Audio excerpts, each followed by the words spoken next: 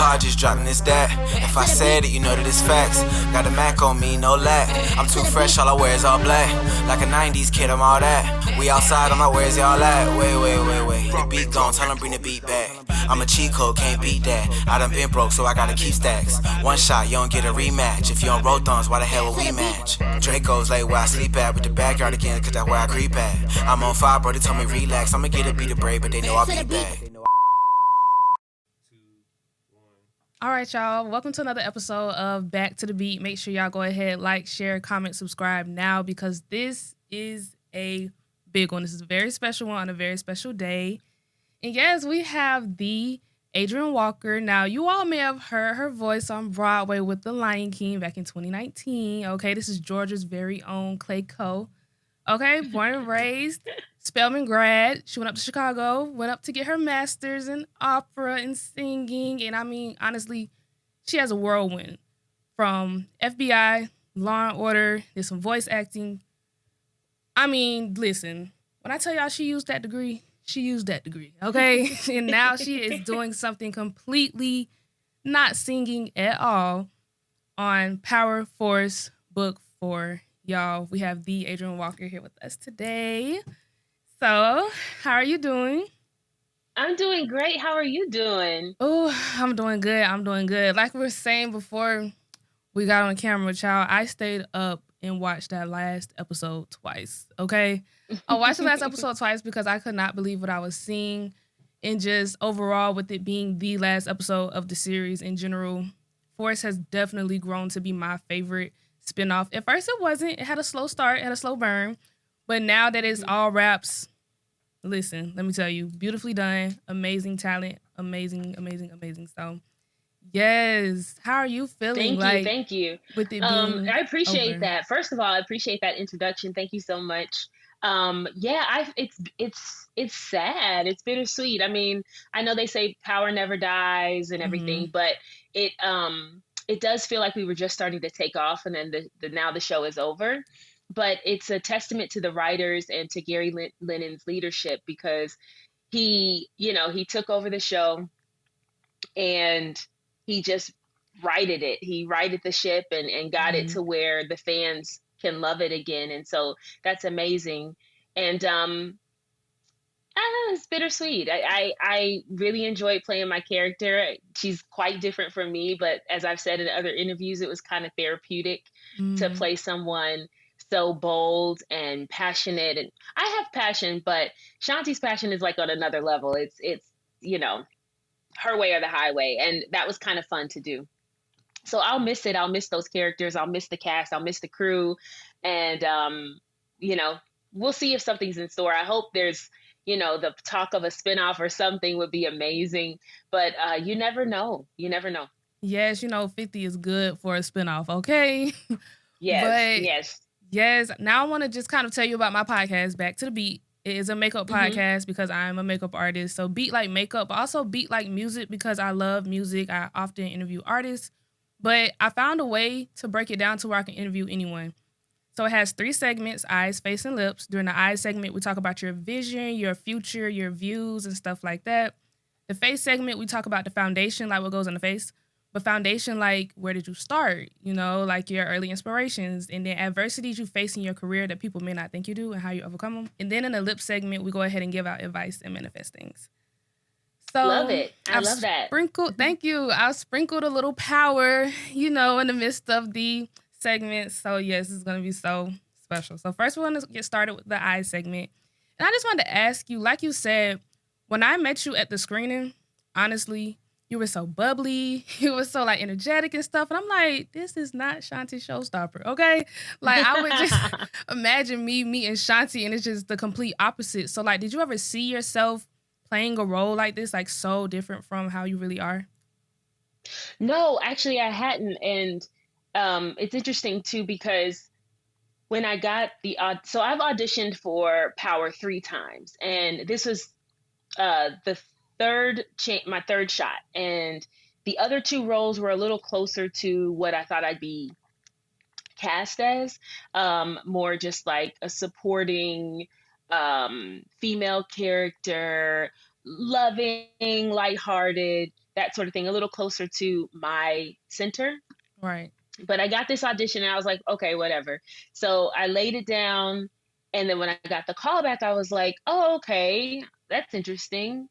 And I still quite wasn't confident that I was doing what needed to be done. And I remember asking in the callback with Gary, you know, this character has a lot of harshness to her, but then there was none of the scenes really made it into the show except for the one with Raheem. That scene was actually one of the audition scenes, the one where she like yokes him up and, you know, she's like, I'm smarter than all y'all. That part was part of the audition. And so most of the scenes were like that, very calculated, very like on a turn of a dime, she's like angry and everything. But there was this one scene with Jannard where they're like on a date, which was really soft and everything, but we don't really see Jannard and Shanti on a date or do anything really like that until season 3. But anyway, in this initial audition, they were on a date and she's like flirting with him and everything. And I was telling Gary, I was like, how do we marry these two? And he was like, just keep doing what you're doing. And I was like, okay, so it's working. Somehow this is working. And so that gave me the confidence to just carry on and just do what I had prepared for the audition. And I really didn't think I was going to book it until I had my final callback and Chris Lofton started following me on Instagram. And I was like, wait a second, did I book this? So no, I never really saw myself playing this type of character. I played Nala for a few years on Broadway, and she is fierce too. She's very driven. She loves her family. She loves Simba. She wants him to do the right thing. She has a moral center. So that felt like, oh, okay, I'm playing the good girl. You know, I'm playing the person that can inspire young girls. And what I had to come to realize about Shanti is that even though she's a little crazy and a little irrational, from meeting the fans and going to that Q&A, that screening and everything, I found that she is inspiring women in different ways and empowering women. You know, she's a boss. And so that is enough for me to be very proud of the character and very happy that I'm doing this character. But yeah, I never saw myself, you know, saying some of the things that Shanti says. Absolutely not. Yes, listen, when I say a very intense character for real, and I know you just spoke on meeting the fans and stuff like that. Let me tell you, I've been a Power fan since 2014. Like, I was in middle school, going into high school that summer, and I'm like, what is this? You know, like really tapping into it. And back then, it's almost like I couldn't grasp the concept that it was just a show.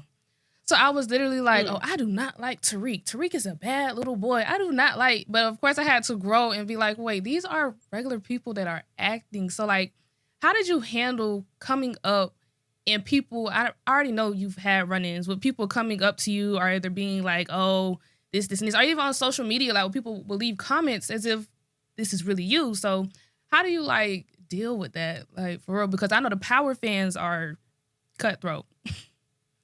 Yeah, I just try to take it all as love, because if you're watching the show and you've gone out of your way to like find my page and write a comment, you love the show. You're a fan of the show. And if you hate my character, you're angry, or you're really believing what's going on and not really seeing the reality that we are actors, then that means that I'm doing my job. So I try to take it all as love and take it all as a compliment. I did turn my DMs off though, because if you're going to say it, you're going to say it out in the open. You're not going to say it privately to me. Right. But yeah, that's kind of how I deal with it. The main thing that's most important to me is that, you know, I'm portraying a character. This isn't my real life. This is a moment in time, especially since the series just ended, that I will go on to do other things. Exactly. So if people are able to just rock with me and rock with whatever I'm doing after this, great. But I play Shanti. I am not Shanti. Right. I represent her, but I didn't write those words. I didn't make those choices. I simply did my job, which is to portray a character who I have come to respect and love, and I think the fans have too. Yes, for sure. I actually have a cousin that's an actor. Shout out my cousin Ferlie Mack. He literally is like the funniest person I know. But every time he books a role and it makes it, and he's like, oh yeah, y'all go check me out on Jeffrey Dahmer. He's always the killer. Like, he's always the killer, the bad guy. And I'm like, how are you doing this? Like, how are you switching? So I feel like when you play someone who's completely like who you're not, in a sense, that just really shows like you're serious, you're talented, and I just really want to give you your flowers out the gate, the start of the episode. Like, you are amazing. Like, you really executed that character to the T, for real. But I know you spoke about, you're welcome. I know you spoke about, you know, going off and doing other roles and things of that nature. As we look into the future in the I segment, what can we expect from Adrienne?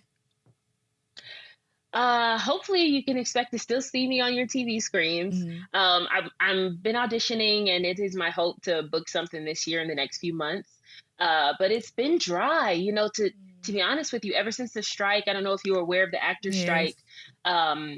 That strike really took a hit on the industry, and we still haven't quite recovered, and we're not seeing as much traction as we're used to seeing. Like, for example, if I were seeing about 4 auditions a week during the height of right before I booked Power, now I'm seeing like 1 every 2 weeks. Oh, wow. So this career is like fishing.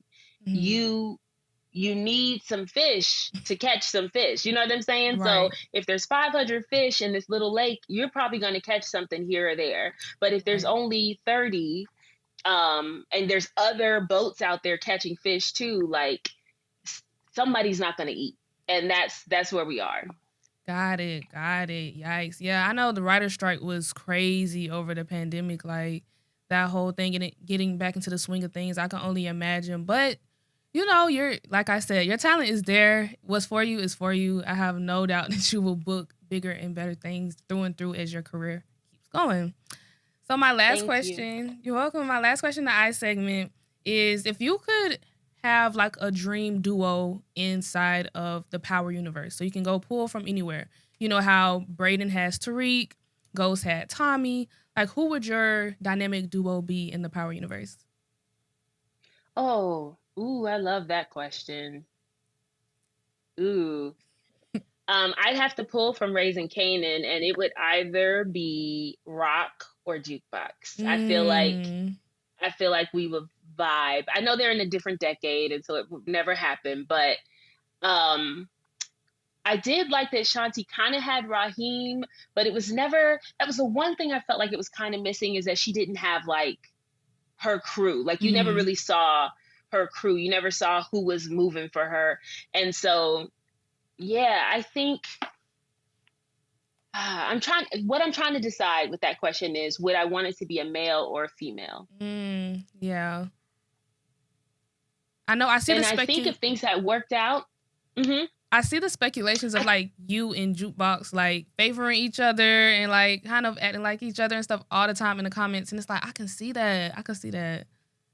Yeah, you know what? I'm gonna take all that back and say it would be interesting to see if Shanti and Manny Fresh really did team up and kept it up going, what that looks like. Would they work as partners? Would Shanti be calling the shots? Like, because I can see where they could work together, but I can also see where there might be conflict. Yeah. Like, we saw a lot of conflict between Ghost and Tommy, and, you know, how they wanted to lead was a little different. So I feel like, yeah, Shanti and Manny Fresh might be an interesting vibe. Yes, I can see that. Shanti and Manny Fresh definitely would be an interesting vibe, because y'all both are go-getters, both strong-willed, everything. Like, yeah, I can definitely see that. Okay, so that's it for the I segment. Next, we're going to go ahead and get into the face segment, okay? Girl, I am not ready for this serve. I ain't touched the record since today.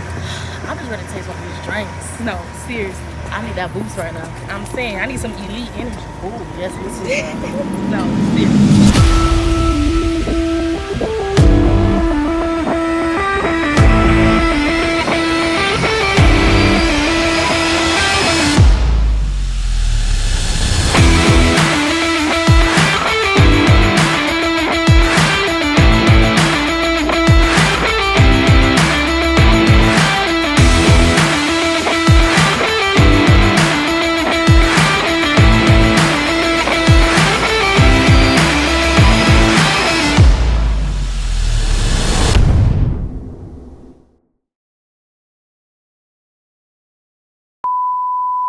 Like I said, in this segment, we're going to talk about the foundation, like your early inspirations, upbringing, and things of that nature, and adversities you face in your career and how you overcame them. So first, I want to start off with as in your childhood, what would you say was some of your favorite like films or inspirations that got you into wanting to get into like Broadway and TV? Great question. I actually, as a child, I wanted to be a veterinarian. I wasn't. I was a late bloomer, so I really didn't start doing musical theater until I was 23, and I didn't start singing professionally until I got to college. So when I was a kid, all I did was like choir. I sang in the church choir. I sang in the school choirs. I did all kinds of choir competitions, honor chorus, all state chorus, all that. I just sang my whole life. Yes. But I never thought about doing it professionally because I didn't feel like it was something I could achieve or could do and that I would excel in it or anything like that. So it was, I ended up doing it eventually, but it took my mom encouraging me and saying, Adrienne, what do you do all day, every day? Right. And I was like, I sing. And she was like, yes, so go sing. And so she encouraged me to pursue that. And so I'm grateful to her for that. But I really, I was all over the place. I loved science. I loved math. I loved art. And the one memory I have that really felt like acting to me, even though I didn't have the foundation. I didn't take dance class. I didn't do high school musicals or anything like that, was I have a niece and nephew who are very close in age to me, just a couple years behind me. And my sister is a year and a half older, and we all would hang out together and do sleepovers and everything. And so we created this character called Witch Mama. And I would go right into it. Like I was like deep in that character, like I'm Witch Mama, and I'd be like, scaring them. And I would be, it was an improv class and I didn't even know what I was doing. And I think that little part of me is what grew into this actor that, wants to dive a little deeper, wants to create a character, wants to explore, wants to have fun, and get a little crazy, get a little weird. Like that child, it started there.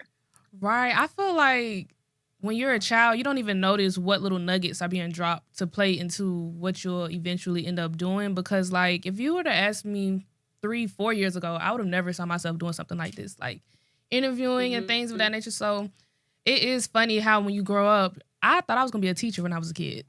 And let me tell you something. I would never be able to see myself behind the desk really teaching people for real now as an adult. Like, yeah, I can definitely say you never really know. You never really know, but your parents always know. Like, my mom always told me I had the gift of gab, and I would just be like, yeah, okay, whatever. But, like, whatever that means or however that's going to play out. But now it's like, oh, duh. Got it. It makes sense. It makes sense. Yes. Yeah, and are you feeling, like, comfortable and like, do you feel like you've settled into what you should be doing? Oh, for sure. For sure. Like, yeah, it's like when I'm in front of the camera, nothing else matters. Like, nothing else, like, anything could be going on in my personal life outside of what's going on, like, right now in this second, in the present moment. And it doesn't even matter. Like, this is literally what I feel like I was made to do. And at the pace that I'm going and the people that I'm meeting and the rooms I'm being in at such a fast pace, like, this is my 3rd year doing this. And I don't know. It just feels so natural. It's almost like, well, why haven't I been doing this? But I feel like I had to go through certain things and experience certain things for it to all make sense. So, yeah, because I have a whole IT degree. Like, I have a whole IT degree. I grew up playing tennis. I grew up also singing in the choir, but I had too many days where I was just saying watermelon and not knowing the words. So it was just like, okay, this is not it. So, yeah, I feel like I've done so much, but they all played some part into what I'm doing today. So, yeah. Yeah, but I hope you're not feeling like you're behind in any way, because like you said, why haven't I been doing this all along? I feel like you said you were in middle school when you were in 2014, so you're young, right? So No, I think you're doing great. I think your setup is awesome. I Thank love the you. questions you're asking. I love the concept. I mean, this is just the beginning. There's so much more in store for you. So, Yes, thank you, thank you. No, it's like when I first started, I felt hmm like I was behind in a sense because I would meet other media girlies who were like went to school for journalism and went to school for it, like actually went to school for it.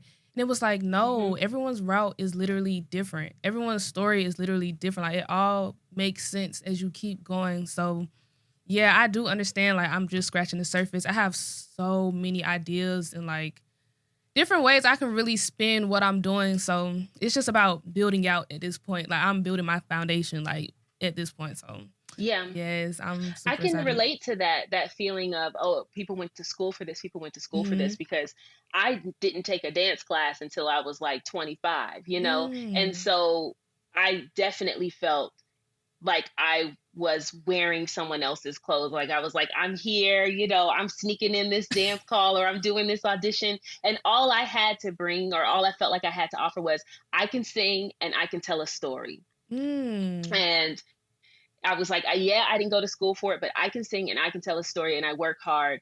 And you sometimes you may not do the path that everyone is expecting you to do, but that doesn't mean that you're not where you belong. That So, was and good. that's what I had to learn. It took time, but yeah, I stand in that. And That was good. even during the pandemic or quiet moments, like how I was saying that the auditions are a little slower, I still know that this is what I want to do. I'm not interested in pivoting. And Mm-hmm. so that clarity of mind that you have as well, that's so useful when times get tough, because this is still what I want to do. I'm passionate about Yes, that was good. That was amazing. Like you need to put that on the shirt for real. That was good.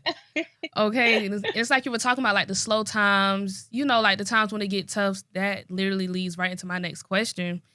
In adversity that you face in your career that most people probably wouldn't think you like have to face, but how did you overcome it? Oh man, so the early days of my career, I would say the first 5 years, I could not pay my bills solely from my theater work. Mm. I was living in Chicago, and so that meant that I had to do survival jobs. Is that what they call it? And so I was working at Starbucks. I was delivering groceries. I was one of the first Instacart drivers. Oh I wow. was delivering groceries. I was uh, pretending to be a mayor at Navy Pier's Christmas. I forgot what it's called now, Winter Wonderland, something like that. It was awful. I hated it. It was like immersive.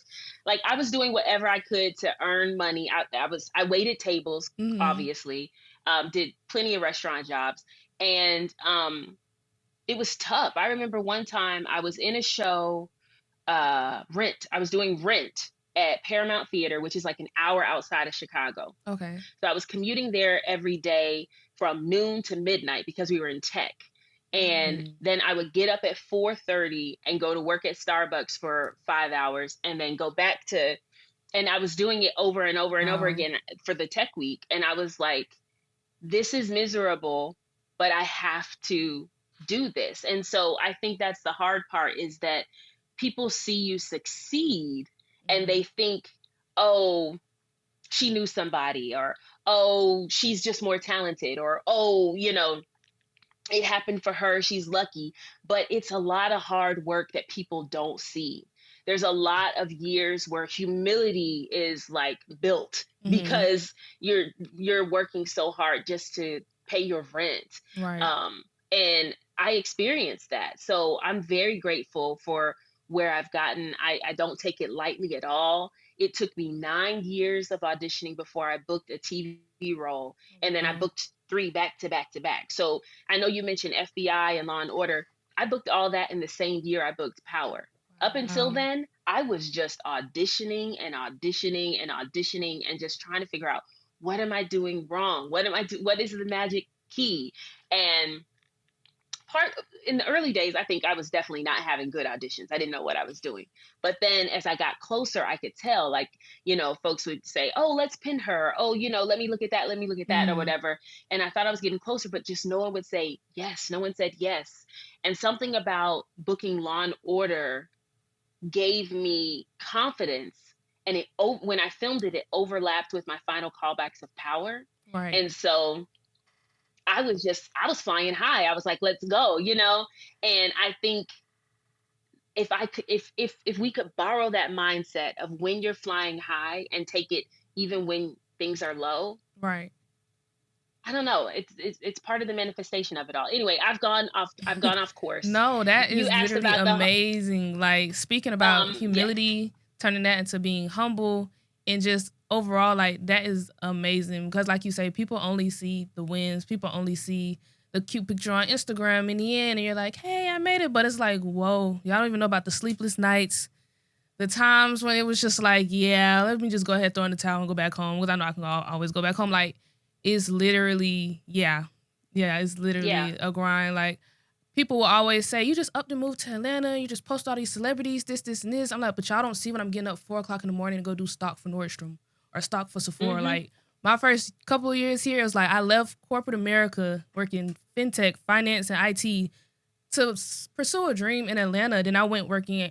I had so many jobs after jobs after jobs after jobs, retail.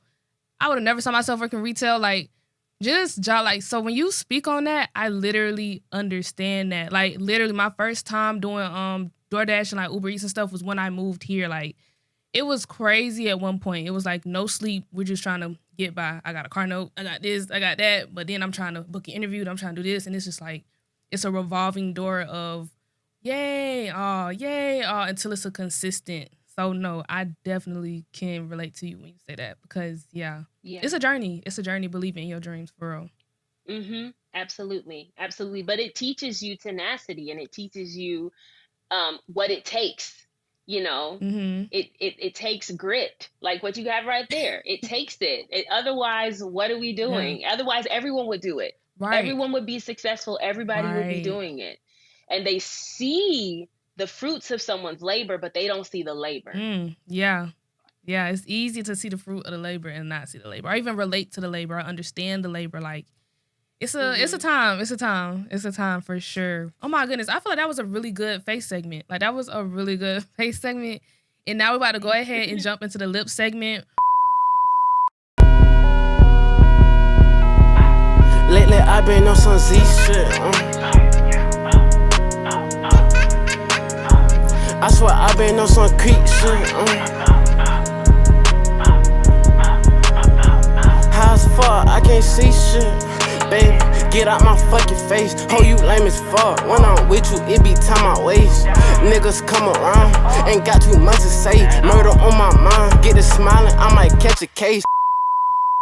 We're gonna speak on a few things, give out some advice, and manifest some things for the year. So first, I would just love for you to give some advice to some young actresses that want to get on the big screen. Yeah, I think it's the little things.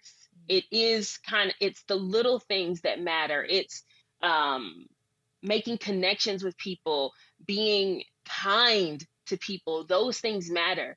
And also making sure you continue to do good work, even with the small little commercial that doesn't matter to you. Like, make sure you do good work. If you are doing survival jobs, make sure you do good work. It shouldn't matter that it's not what you want to be doing, because if you bring that kind of attitude to anything, you're going to bring it to everything. It will creep in. Right. Because here's the crazy thing about achieving your dreams and being successful. It does become mundane.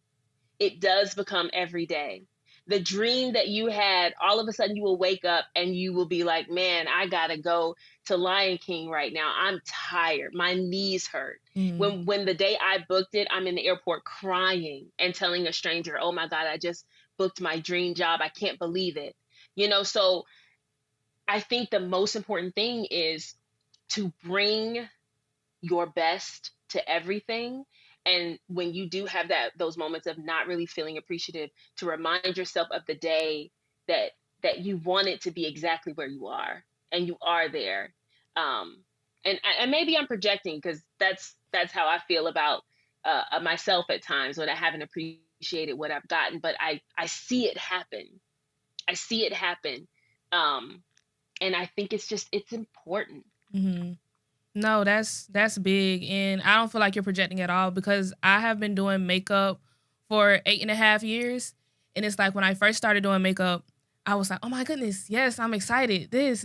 Like, it was just like everything to me. Oh, I have a dance team to do. I have a wedding to do.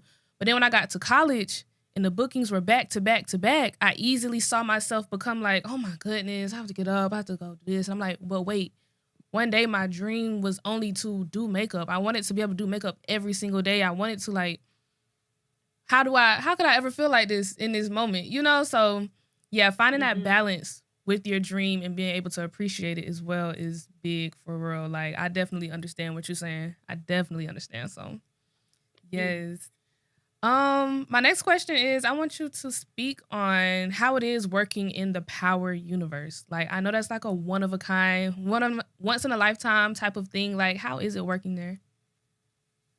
It's interesting because it's any other set. It's any other TV film crew and set, but it when the show is airing, that's when you get all the, the fans getting involved and enjoying it and everything. But when we're filming, it's the day-to-day grind of just, so for my character, I always woke up really early and did a workout and then got on set because I wanted to just establish, first of all, I needed to make sure she looked a certain way. So I was just constantly trying to bulk. But I also wanted to walk in with the mentality that she would have. And so you walk in on set. If it's raining that day, the trailers are in the mud, you have your crew, your PAs are welcoming you. You get breakfast, you go into makeup trailer, you're just chit chatting and just joking around with people. So it's not necessarily, it doesn't quite feel like I'm in the Power universe when I'm filming. But it does feel like that when the show is airing and the fans are, into it and speculating on what could happen. And they're so Team Tommy, they're just so Team Tommy. If you're not Team Tommy, you're an op, like, forget you. So what is it like? It is really fun to be a part of a universe, to know that there are other factions, like there's other spinoffs, and we're all a part of this community. So even if not in Ghost or Raising Kanan, if I were to see one of the actors in that, I would have, impetus to say hello and like, I wouldn't feel like we didn't have a reason to have a small conversation or a brief hello or whatever. Right. So that part is interesting. I'm not as active in all of it as some of my co-stars are. Like, Chris Lofton is very into all of it. He's traveling constantly. He's, vibing with everybody. I'm more laid back. I'm at home. I'm a new mom. So I'm just kind of like taking care of my child and, try not to eat too much in between the shows. Yeah. But it's really cool. I mean, I feel like I got a really cool character to make my stamp on the Power universe. I'm grateful that she was a strong character and not a weaker, more demure ingenue. I wanted to play someone strong. I wanted to play someone that I could be proud of. And I still don't want my nieces to watch it. It's too much. They're too young. Yeah, Power but maybe is too one much. day maybe one day if they ever watch it, then they'll be proud. I don't know. Got it. Now I want to flip it completely to the other side. Can you speak on your experience with Lion King, like being on Broadway?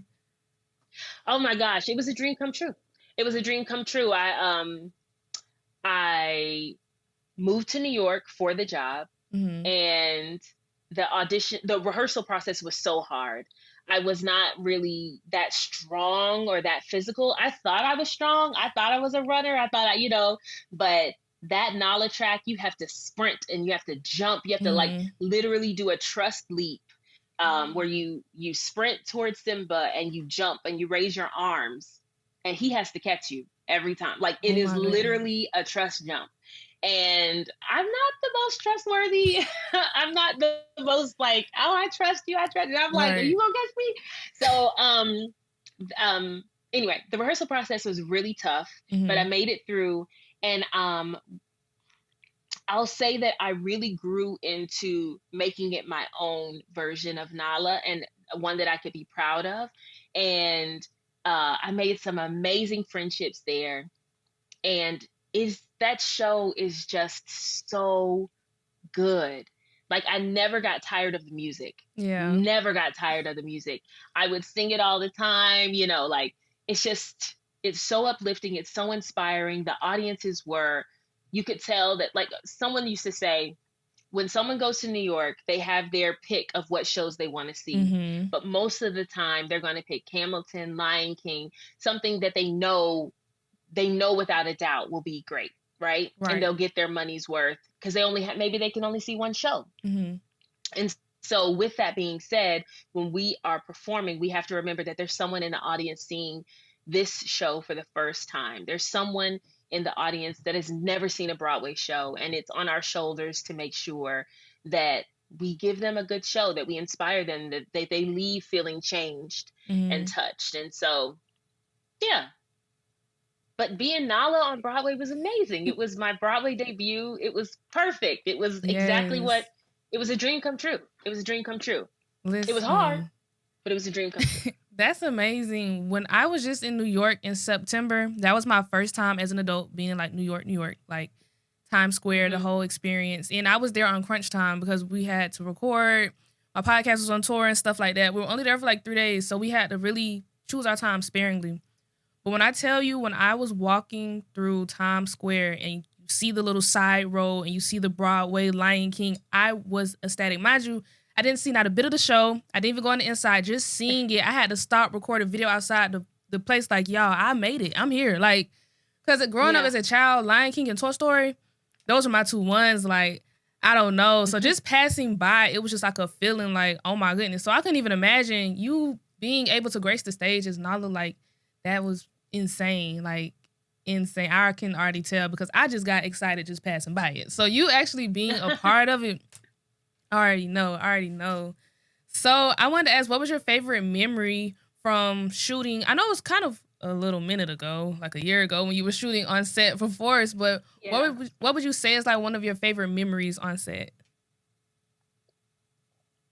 I have so many. Probably joking around with the crew. We had a great crew, like our wardrobe folks, Chanel and Mark, and my makeup person, Esther, was just awesome. So overall, I would say just getting a chance to hang out with the crew and talk with them and laugh with them was great. Probably my favorite day on set was the bat with the Lambo. It was great. Oh my goodness. It was my first and only time being the only actor on set, like the only actor on the call sheet. And then production hired a stunt woman, Kyla, and she looked just like me. Like, it was kind of crazy. Like, her hair was braided the same, the outfit was the same and everything. And she was so excited because it was her first day ever on a TV set. And she was really sweet. But anyway, I really liked that. And my husband was on set that day, so he got to see what I do. And Gary was directing, and like, he is just awesome. And that was probably my favorite day on set, getting to take a bat and just smash a car. And I had SZA in my headphones, and I was just like, let's go, Oh my goodness, no. Like, me watching that episode, I'm such a car girl. I'm like, oh, why did she have to do that to the Lambo? Like, they could have chosen any other car. But that black Lambo, I'm like, whoa, wait a minute, 50, we got to stop. We got to take it back to the drawing board. That was crazy. But no, yeah, that scene, it looked like it was fun to shoot and be a part of for real. But my last question that I want to ask is for you to speak on if there was anything you would change about your character, Shanti. Is there anything from your first day to the last? Was there anything you would change? Oh, yeah. Yeah, I think because it was my first time doing a series regular, if I could go back to the beginning, I would just be like, you got this. Just do exactly what you're thinking. Like, I would just remind myself to follow my instincts, because I can see, because I know me, but I can see in the moments where I'm holding back, or I can see in the moments where I'm thinking, or I'm like editing what I'm doing as it's happening. But that's me. That's what I would change with my performance. But if there's anything I could do differently or change about Shanti, I would want her to be a little more softer with Jannard. Like, there's so much, it's just too much. Yeah. Like, it's just too much. She's so distrusting of everyone that it's confusing when she does relax and trust him. And then on a turn of a dime, she's like, nah, but did you really do what I asked you to do? Okay. I wish there was a little more love. That's the thing I would change if I could. Yes, I feel like you and Tommy clicked so well once you came over to the other side, because Tommy is the exact same way. From day one of Power, I always wanted Tommy to just be a little more, like, I feel like Ghost could go in and out of, okay, I'm putting my foot down, and then, okay, I can show a little compassion. But, like, Tommy, it was never okay, I'm about to show compassion. Like, even once, okay, Tommy, you're about to be a dad. Soften up. Like, there was just never a moment of take the business side down, take the guard down. Like, come on, Tommy. Like, yes, I definitely see how you all click well inside of the show, because y'all both do have that strong, personality. So, yeah, I can see that. Did you have fun today on Back to the Beat? I did. It was nice chatting with you. Yes, this was really nice. Go ahead and tell the people where they can find you so they can keep in touch. Okay. I am on Instagram at A Song Is In My Heart. That's my Instagram handle. I'm on TikTok as well, and I think my @ is Adrienne Walker. However, I really am not committed to TikTok. So if you want to see what I'm up to, just go to Instagram. Also, if you like handmade skincare, I do make and sell my own soaps, and that is at Tembo Spa, TEMBO Spa, Tembo Spa, and you can find that on Instagram as well, or you can go to my website and you can see all of these things, adriennemwalker.com. Yes. Okay, y'all, make sure y'all check her out, tap in, make sure y'all watch Power, okay? Go back, watch Power Force. Even if you haven't tapped in, I promise it's the best spinoff. I promise. All the way from the first to the very last seconds. Make sure y'all tune in. And yeah, we'll see y'all next week with another episode of Back to the Beat. So, if you're wondering where I got my jacket from, I got it from my cousin. He got a clothing brand called MOMM. Mom Marketplace. Y'all check him out. He just dropped too, so y'all might as well go ahead and buy everything on the site, stuff like that. So, yeah. Y'all, check him out. It's real durable. You can wear it summertime, wintertime, springtime, anytime. Because, yeah. And y'all use my code. I don't have it yet, but y'all use my code. I'm going to tell y'all. Back to the Beat. Use my code Back to the Beat for nothing off, because he does not do sales. All right, y'all. See y'all next week.